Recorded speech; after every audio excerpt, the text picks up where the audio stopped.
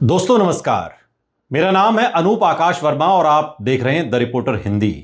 उत्तर प्रदेश विधानसभा चुनाव 2027 की राजनीतिक तस्वीर को यदि आज की परिस्थिति में देखा जाए तो सबसे ज्यादा चर्चा जिस रणनीति की हो रही है वो है अखिलेश यादव का पीडीए फॉर्मूला, यानी पिछड़ा, दलित और अल्पसंख्यक सामाजिक गठबंधन। 2024 लोकसभा चुनाव में समाजवादी पार्टी और कांग्रेस ने जिस तालमेल के साथ चुनाव लड़ा उसने उत्तर प्रदेश की राजनीति में बड़ा बदलाव पैदा किया। बीजेपी पहली बार लंबे समय के बाद उत्तर प्रदेश में ऐसी चुनौती का सामना करती दिखाई दी जिसमें विपक्ष केवल सीटों का गणित नहीं बल्कि सामाजिक समीकरणों का नया मॉडल लेकर आया। 2024 के लोकसभा चुनाव में समाजवादी पार्टी ने उत्तर प्रदेश में 37 सीटें जीती जबकि कांग्रेस ने 6 सीटों पर जीत दर्ज की। इस तरह इंडिया गठबंधन के खाते में कुल 43 लोकसभा सीटें आई और बीजेपी गठबंधन को कड़ी चुनौती मिली। उत्तर प्रदेश की 80 लोकसभा सीटों के अंतर्गत कुल 403 विधानसभा सीटें आती हैं। यदि केवल उन 43 लोकसभा सीटों को देखा जाए जहां समाजवादी पार्टी और कांग्रेस गठबंधन जीता तो उनके अंतर्गत तकरीबन 220 से 240 विधानसभा सीटें आती हैं जहां गठबंधन ने बढ़त बनाई या मजबूत प्रतिस्पर्धा दिखाई। यही कारण है कि 2027 विधानसभा चुनाव के लिए समाजवादी पार्टी बेहद आत्मविश्वास में दिखाई देती है। अखिलेश यादव का पीडीए फॉर्मूला वास्तव में मंडल राजनीति के नए संस्करण के रूप में देखा जा रहा है। पहले समाजवादी पार्टी की राजनीति मुख्य रूप से MY यानी मुस्लिम यादव समीकरण पर आधारित मानी जाती थी, लेकिन 2024 में अखिलेश यादव ने गैर यादव पिछड़ों, दलितों और छोटे सामाजिक समूहों को जोड़ने की आक्रामक कोशिश की।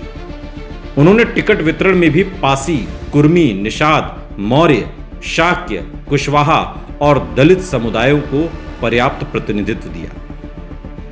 इसका असर कई सीटों पर दिखाई दिया, खासकर पूर्वांचल और अवध क्षेत्र में। फैजाबाद लोकसभा सीट जहां बीजेपी को हार मिली उसे पीडीए मॉडल की सबसे बड़ी सफलता माना गया क्योंकि वहां दलित, मुस्लिम और पिछड़े वोटों का बड़ा हिस्सा गठबंधन के साथ गया, अखिलेश यादव और कांग्रेस के साथ गया। पश्चिमी उत्तर प्रदेश में यह फॉर्मूला जाट मुस्लिम समीकरण के साथ जुड़ गया। मुजफ्फरनगर, कैराना, सहारनपुर, बिजनौर क्षेत्र में समाजवादी पार्टी को कांग्रेस के साथ तालमेल का फायदा मिला। यहां मुस्लिम, जाट, दलित और कुछ गैर यादव पिछड़े मसलन गुर्जर, इन वर्गों का ध्रुवीकरण बीजेपी के खिलाफ दिखाई दिया। यदि यही समीकरण विधानसभा चुनाव तक कायम रहता है तो पश्चिमी उत्तर प्रदेश में बीजेपी के लिए चुनौती बढ़ सकती है, खासकर उन सीटों पर जहां जीत का अंतर बहुत कम रहा था।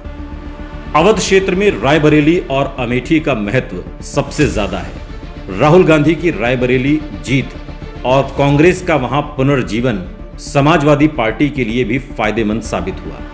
अवध की कई विधानसभा सीटों पर कांग्रेस का पारंपरिक ब्राह्मण, दलित, अल्पसंख्यक आधार और सपा का यादव पिछड़ा वोट मिलकर मजबूत गठबंधन बना सकते हैं।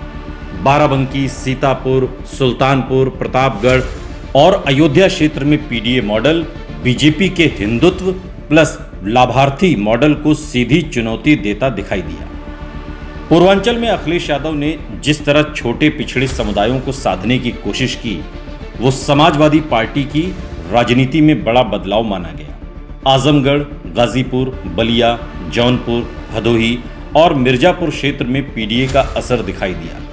यहां यादव मुस्लिम समीकरणों के साथ राजभर, निषाद, मौर्य और दलित समुदायों के हिस्से को जोड़ने की कोशिश हुई। यदि समाजवादी पार्टी 2027 तक इन समुदायों को स्थायी रूप से अपने साथ जोड़ने में सफल रहती है तो पूर्वांचल में बीजेपी को कड़ी चुनौती मिल सकती है। राजनीतिक विश्लेषकों का मानना है कि 2024 लोकसभा चुनाव में पीडीए मॉडल की सफलता का सबसे बड़ा कारण था स्थानीय सामाजिक असंतोष प्लस विपक्षी एकता।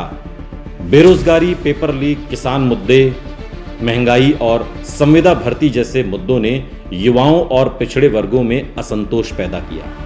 अखिलेश यादव ने इसे जातीय जनगणना और सामाजिक न्याय के मुद्दे से जोड़ दिया। राहुल गांधी भी लगातार संविधान, आरक्षण और सामाजिक प्रतिनिधित्व की बात करते रहे। इस साझा नैरेटिव ने विपक्ष को एक नई ऊर्जा दी। यदि विधानसभा स्तर पर इस मॉडल को लागू किया जाता है तो समाजवादी पार्टी और कांग्रेस गठबंधन को सबसे ज्यादा फायदा उन सीटों पर मिल सकता है जहां बीजेपी 2022 में कम अंतर से जीती थी। उत्तर प्रदेश में लगभग 100 से अधिक ऐसी विधानसभा सीटें थी जहां जीत का अंतर बहुत कम था। यदि पीडीए वोट बैंक पूरी मजबूती से एकजुट होता है और कांग्रेस का सवर्ण अल्पसंख्यक वोट समाजवादी पार्टी को ट्रांसफर होता है तो विपक्ष का प्रदर्शन काफी मजबूत हो सकता है उत्तर प्रदेश में। हालांकि चुनौतियां भी कम नहीं हैं। बीजेपी का संगठनात्मक ढांचा अभी भी उत्तर प्रदेश में सबसे मजबूत माना जाता है।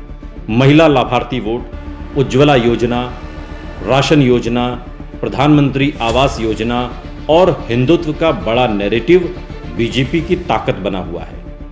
मुख्यमंत्री योगी आदित्यनाथ की व्यक्तिगत छवि भी बीजेपी के लिए बड़ा फैक्टर है। लेकिन समाजवादी पार्टी की रणनीति यह है कि वो चुनाव को सामाजिक प्रतिनिधित्व बनाम सत्ता केंद्रीकरण की लड़ाई के रूप में पेश करे।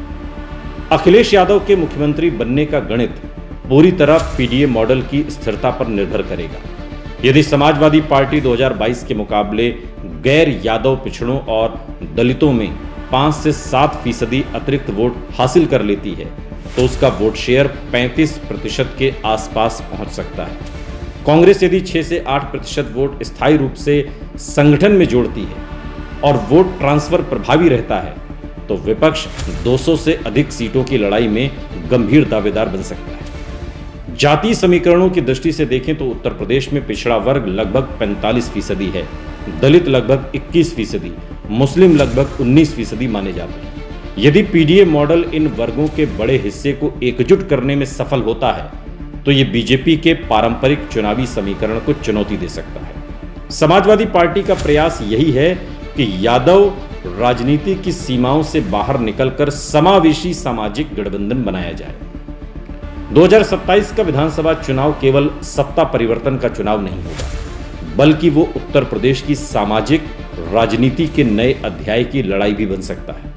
यदि अखिलेश यादव और राहुल गांधी सीट बंटवारे, स्थानीय नेतृत्व और वोट ट्रांसफर को प्रभावी तरीके से संभाल लेते हैं तो विपक्ष पहली बार बीजेपी के खिलाफ वास्तविक प्रतिस्पर्धी स्थिति में दिखाई दे सकता है। पीडीए फॉर्मूला केवल नारा नहीं बल्कि सामाजिक गठबंधन की ऐसी रणनीति बन सकता है जो उत्तर प्रदेश की राजनीति की दिशा बदल दे। और यदि ये रणनीति जमीन पर उसी तरह काम करती है जैसे 2024 लोकसभा चुनाव में उसके शुरुआती संकेत दिखाई दिए थे तो अखिलेश यादव 2027 में मुख्यमंत्री पद की सबसे मजबूत दावेदारी पेश कर सकते हैं।